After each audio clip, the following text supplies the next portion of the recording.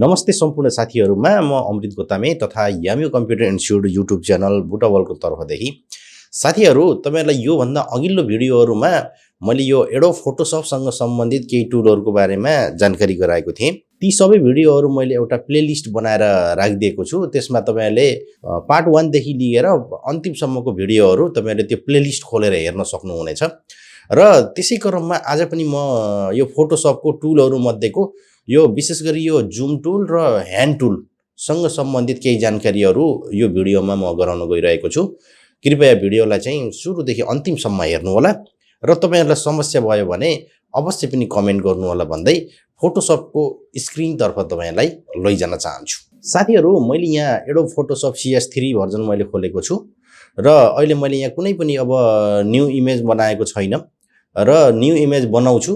त्यसपछि मैले तपाईहरुलाई आजको यो टुलहरुको बारेमा चाहिँ राम्ररी जानकारी गराउन गइरहेको छु। सबैभन्दा पहिला तपाईहरुले यो फाइल मेनुमा गएर न्यू गर्नुपर्छ र न्यू गरिसकेपछि आफ्नो अनुकूल अब आफुलाई कत्रो साइज बनाउनु पर्ने छ र आफुले यो फोटोशपमा गर्न लागेको डिजाइन कुन पर्पजको लागि बनाउने हो अनि यसको आउटपुट टेक्नोलोजी के हो भन्ने कुरा चाहिँ बुझेर हामीले यो न्यू गर्नुपर्छ। यी कुराहरु मैले तपाईहरुलाई पहिला नै सिकाइसकेको छु र अहिले यतातिर म धेरै अल्झिन चाहेन। म आज सिधै आजको टुलहरुको विषयवस्तुतर्फ लाग्न चाहन्छु। ल हेर्नुस्, मैले यसरी अब मैले फोटोशपमा एउटा न्यू इमेज ओपन गरे मैले, अर्थात् मैले न्यू बनाए र यतापट्टि साइडमा चाहिँ हाम्रो यो लेयर प्यानलमा हामीले एउटा ब्याकग्राउन्ड भन्ने नामको लेयर देख्न पाउँछौं, जुन हाम्रो यहाँ चाबी पनि लगाएको छ, लक छ भन्नुको अर्थ हैन।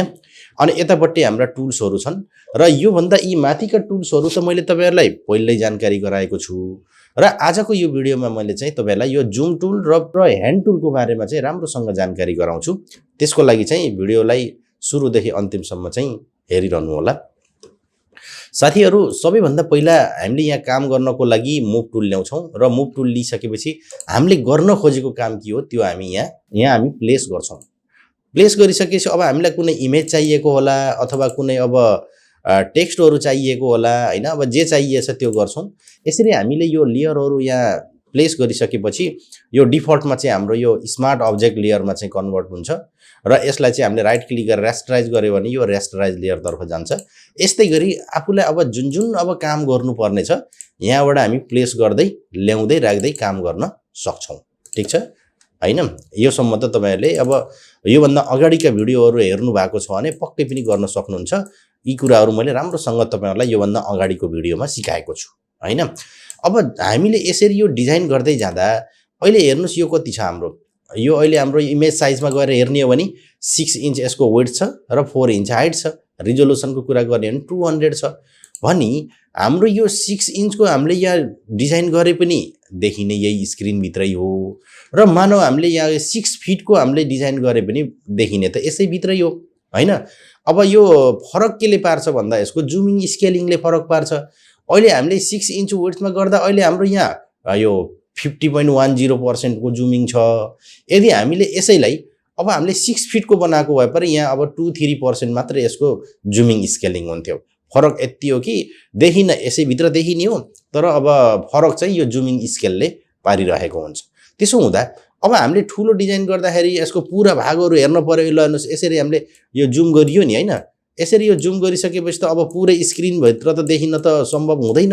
अब हामीसँग त अब प्राय जसो अब कमनली हुने भनेको त 15.5 इन्च अब 17 इन्चको स्क्वायर अथवा त्यो 19 इन्चको फ्ल्याट मोनिटर हो। त्यति भित्र ठुलो अट्ने भन्ने त त्यो सम्भव हुँदैन भने यिनीहरुलाई यताउता सारेर हामीले काम गर्नको लागि चाहिँ विशेष गरी हामीले यो जुम र ह्यान्डको प्रयोग गर्ने हो। अब चाहिँ यो टुलहरुलाई मेनली हेरौं। हुन त मैले यहाँ सर्टकटबाट गरिरहेको छु, तपाईहरुले सर्टकटबाट गर्नुभयो भने पनि अब गर्न त सक्नुहुन्छ। अब भर्खर सुरुमा सिक्दै बिगिनरहरुलाई चाहिँ सर्टकटबाट गर्न अलि गाह्रो हुने हुँदा मैले यिनी टुलको बारेमा भन्न खोजिरहेको हो र अन्तिममा चाहिँ तपाईहरुलाई सर्टकट पनि म यसबाट सिकाएरै जाने छु है त। ल अब हाम्रो यो जुम हेर्नु त यहाँ तलपट्टि हाम्रो यहाँ एउटा यो यो ब्याडमिन्टनको ककलाई हिर्काउने जाली जस्तो छ नि, समात्ने पिकर जस्तो छ नि, हो यो हो। यसलाई चाहिँ हामी के भन्छौं भन्दा जुम टुल भनेर भन्ने गर्छौं र यसको माथिपट्टि माउसको पोइन्टर लग्नुभयो भने यसले जुम अनि यसको सर्टकट की जेड भनेर पनि देखाउँछ र यसको तलपट्टि हाम्रो कुनै पनि यहाँ ट्रायंगल जस्तो केही छैन। भन्नुको अर्थ यो एउटा सिंगल टुल हो, भन्नुको अर्थ यसभित्र अरु टुलहरु केही पनि छैनन् हैन। अब तपाईले जब यो जुम टुललाई यहाँ क्लिक गर्नुहुन्छ क्लिक गरेर यता ल्याएपछि अब हाम्रो जुम टुल इनेबल हुन्छ। तर यो जुम टुलको बिचमा चाहिँ प्लस छ, हेर्नुहोस् त, अलि राम्ररी गइरहेर हेर्नु होला, बिचमा प्लस छ। प्लस हुनु भन्नुको अर्थ के हो भन्दा यसले अब हामीले यहाँ क्लिक गर्यो भने यसले स्क्रिनलाई जुम इन गर्छ, अर्थात् ठुलो बनाउँदै जान्छ है। अनि त्यसपछि आएर अब सानो बनाउनु पर्यो। सानो बनाउनु पर्यो भने कसरी गर्ने भन्ने हुन्छ। सानो बनाउनु पर्यो भने यहाँ माथिपट्टि हामीले जुम टुल ल्याइसकेपछि यो अप्सन बारमा हेर्नुहोस् त, यहाँनिर चाहिँ हाम्रो अहिले यो प्लस इनेबल छ हो, यहाँनिर माइनस पनि छ। यो माइनसलाई क्लिक गरेर ल्याउनु भयो भने अब के हुन्छ, अब फेरि यसले सानो बनाउने काम गर्छ। अब फेरि ठुलो गराउनु पर्यो, प्लसमा जानु पर्यो, अनि त्यसपछि यहाँ क्लिक गरेपछि ठुलो हुन्छ। सानो बनाउनु पर्यो, फेरि माइनस। अब पटक पटक तपाईँ यहाँ गएर प्लसलाई क्लिक गर्ने, यहाँ आएर ल्याउने, माइनसलाई क्लिक गर्ने, यहाँ आएर क्लिक गर्ने, गर्न त झन्झटिलो हुनसक्छ। त्यस्तो अवस्थामा तपाईँले के गर्न सक्नुहुन्छ भने यो माथिपट्टि अहिले प्लस इनेबल छ। यो प्लस इनेबल छ भने हामीले प्लसले यसले ठुलो बनाउँछ। अब हामीलाई सानो बनाउनु पर्यो भने फेरि यहाँ माइनसमा जान जरुरी छैन। तपाईँले आफ्नो किबोर्डबाट ALT भन्ने छ नि, अल्टर की हो, त्यसलाई दबाउनु भयो भने यो अटोमेटिक यो माइनसमा जान्छ टेम्पोररी।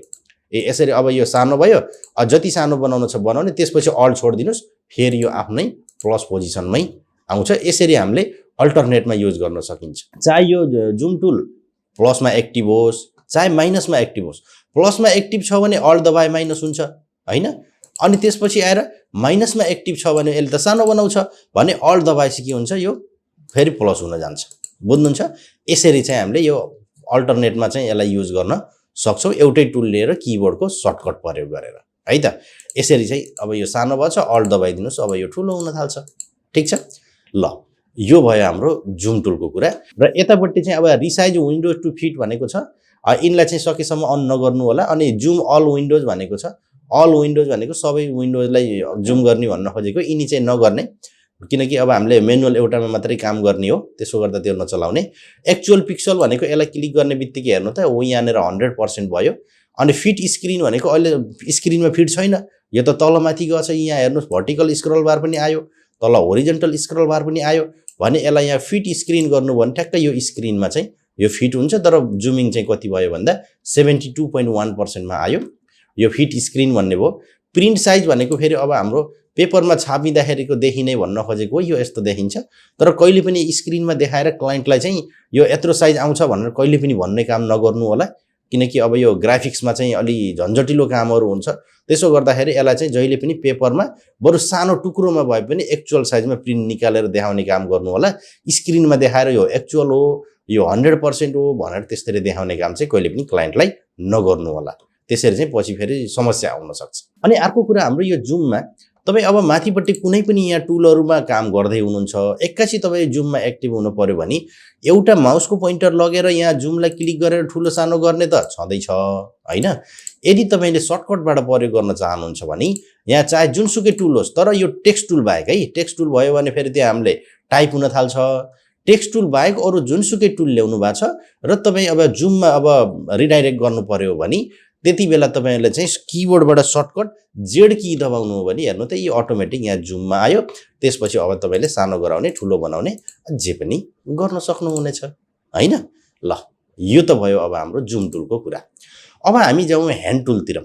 ह्यान्ड टुल भनेको के हो? हात हो। यहाँ हातकै चित्र देखाइरहेको छ र कुनै कुनैमा चाहिँ यसलाई प्यान पनि भन्छ है। यो ह्यान्डलाई चाहिँ प्यान भन्छ।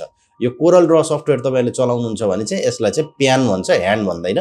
तर एडोब सफ्टवेयरहरूमा, एडोबका जति पनि प्रोडक्टहरू छन् त्यसमा फेरि यसलाई ह्यान्ड नै भन्छ है त। अब यो ह्यान्ड टुलको काम त खास वास्तवमा के हो भन्दा यताउता सार्ने हो। हामीले जुम त गरियो, जुम गरेपछि त हामीलाई त कुनै एउटा निश्चित एरिया मात्र स्क्रिनमा देखाउनु पर्ने हुनसक्छ। त्यस्तो बेलामा फेरि के गर्ने भन्दा यो ह्यान्ड टुल लिएर यसलाई यता र यता सारेर अब हामीले जतापट्टिको काम गर्नुपर्ने छ त्यतै लगेर काम गर्न सकिन्छ। अब चाहे तपाईँले यहाँबाट यो ह्यान्ड टुल ल्याएर यताउता सारेर गर्नुहोस्, चाहे तपाईँले यहाँ तलपट्टि यो स्क्रल बार छ नि हो, यिनी स्क्रल बारलाई यताउता सारेर पनि गर्न सक्नुहुन्छ। तर यसरी सार्दाखेरि अलिक झन्झटिलो हुनसक्छ, भनेको ठाउँमा पुग्नलाई तपाईँलाई अलिक गाह्रो हुनसक्छ। त्यस्तो बेलामा चाहिँ ह्यान्ड टुल लिएर सिधै यसरी यताउता तान्दा सबभन्दा बेस्ट हुन्छ। यो भयो हाम्रो ह्यान्ड टुलको। अर्को कुरा, तपाईँले ह्यान्ड टुल प्रयोग गर्नलाई अब अरू टुल भएको बेलामा पनि माउसको बिचको व्हिललाई चाहिँ स्क्रल गर्ने हो भने तलमाथि सर्छ यसरी हैन। यदि दायाँ बायाँ गर्न चाहनुहुन्छ भने फेरि तलपट्टि हाम्रो यहाँ छ नि यो होरिजेन्टल स्क्रल बार, हो यसको कुनै पनि बाहिर होइन, यता तल होइन, यो बारभित्र कतै माउसको पोइन्टर राखेर फेरि यसरी माउसलाई आफूतिर घुमाउनु भयो भने यो यता यता राइटतिर सर्छ, अनि माथि घुमाइदिनु हो भने यसरी लेफ्टतिर सर्छ। तर यो तलमाथि सार्नलाई माउसलाई जता लय पनि हुन्छ, जता राखे पनि हुन्छ, तर दायाँ बायाँ गर्नलाई एक्ज्याक्ट यही नै हुनुपर्छ। बुझ्नुभयो? यो तेर्सोमा चाहिँ जता भए पनि हुन्छ हुनलाई, अलि माथि हुने हो भने तल माथि गर्न सक्छ। यसरी पनि तपाईँले यो ह्यान्ड टुलको प्रयोग गर्न सक्नुहुन्छ। अब याड गर्न तपाईँहरूलाई झन्झटिलो लाग्छ भने सबभन्दा बेस्ट अब यो ह्यान्ड टुल नै ल्याउनुहोस्। यसको सर्टकट की याच हो। अब तपाईँ अरू टुलहरूमा हुनुहुन्छ, यो टेक्स्ट टुल बाहेक होइन, टेक्स्ट टुल बाहेक अरू टुलहरूमा हुनुहुन्छ भने तपाईँले सिधै किबोर्डबाट याच दबायो भने पनि यो इनेबल हुन्छ, अनि त्यसपछि लिएर यसलाई यसरी यताउता सार्न सक्नुहुन्छ। बुझ्नुहुन्छ? ल यसरी चाहिँ हामी तलमाथि गर्न सक्छौँ होइन।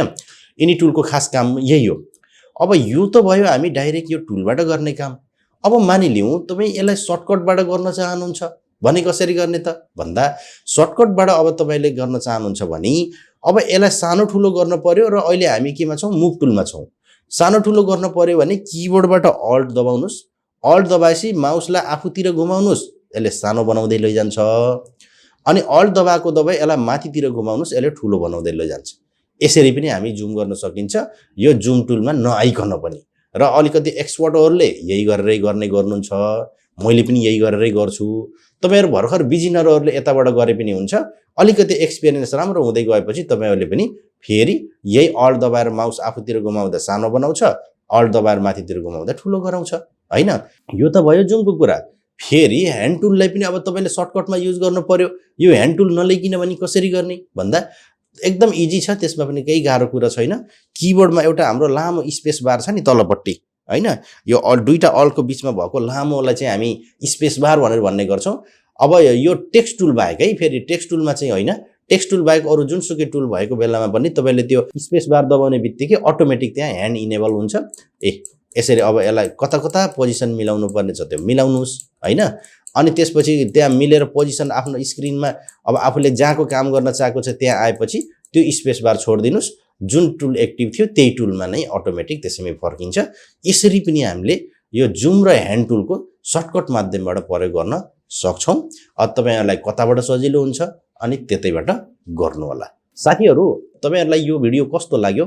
यो भिडियो चाहिँ एडोब फोटोसप सफ्टवेयर चलाउने जो कोहीको लागि पनि एकदम इम्पोर्टेन्ट हो, किनकि अब आफ्नो एकर्डिङ स्क्रिनलाई सानो बनाउने, ठुलो बनाउने, यताउता आफूलाई जहाँको काम गर्नुपर्ने छ, जुन एरियामा काम गर्नुपर्ने छ, यताउता सार्नको लागि चाहिँ यो म्याक्सिमम युज हुने टुल हो।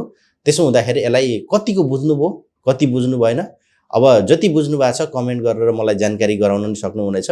खासै गाह्रो टुल त होइन, अब सजिलैसँग बुझ्ने खालको टुल हो, त्यस्तो अप्ठ्यारो केही पनि छैन।